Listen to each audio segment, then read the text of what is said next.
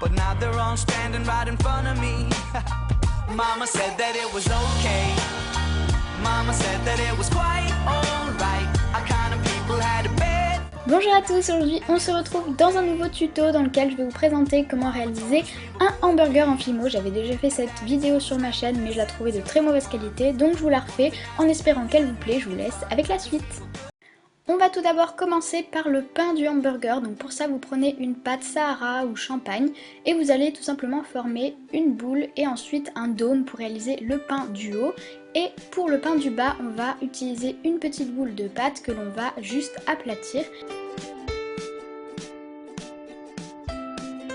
Et ensuite je vérifie que les deux morceaux de pain soient de la même taille. Pour la texture, j'ai commencé par texturer avec une boule d'aluminium que j'ai tout simplement tapotée sur la pâte pour lui donner un effet un peu craquelé par la cuisson.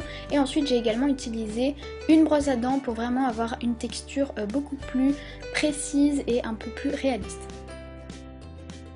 Puis sur le pain du haut, j'ai réalisé des espèces de craquelures au centre à l'aide d'une aiguille.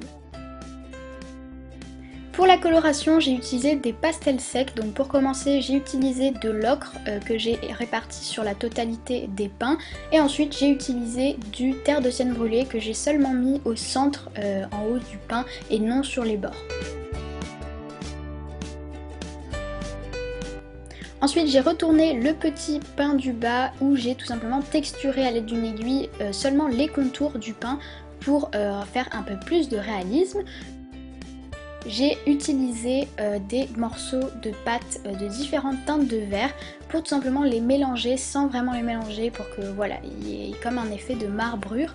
Et ensuite j'ai aplati le tout avec un rouleau, puis à l'aide de ma boule d'aluminium, j'ai tout simplement texturer cette plaque de pâte verte pour vraiment avoir un effet de salade. C'est assez clair comme pâte, j'aurais dû mettre plus de vert foncé mais après c'est un peu à vous de voir la teinte que vous voulez.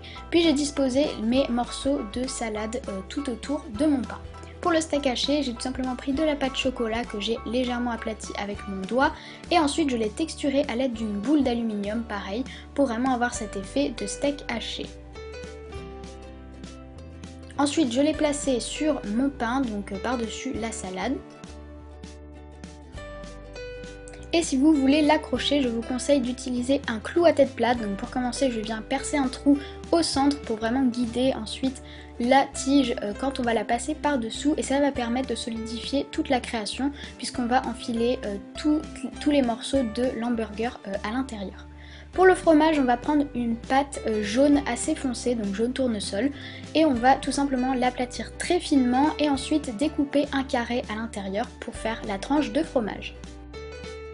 Il vous suffit ensuite de percer un trou au milieu et de l'enfiler dans la tige.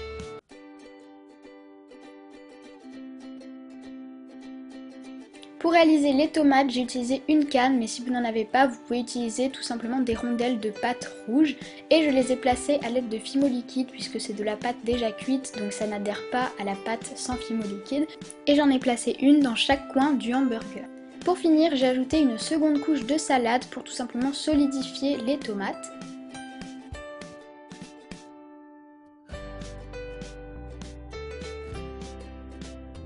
Et pour solidifier le pain du haut, on va tout simplement placer une petite goutte de Fimo liquide sur la salade.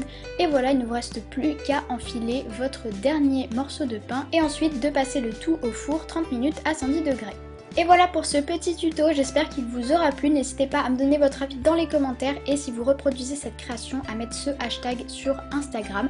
Et sur ce, je vous fais plein de gros bisous et je vous dis à la prochaine. Bye tout le monde!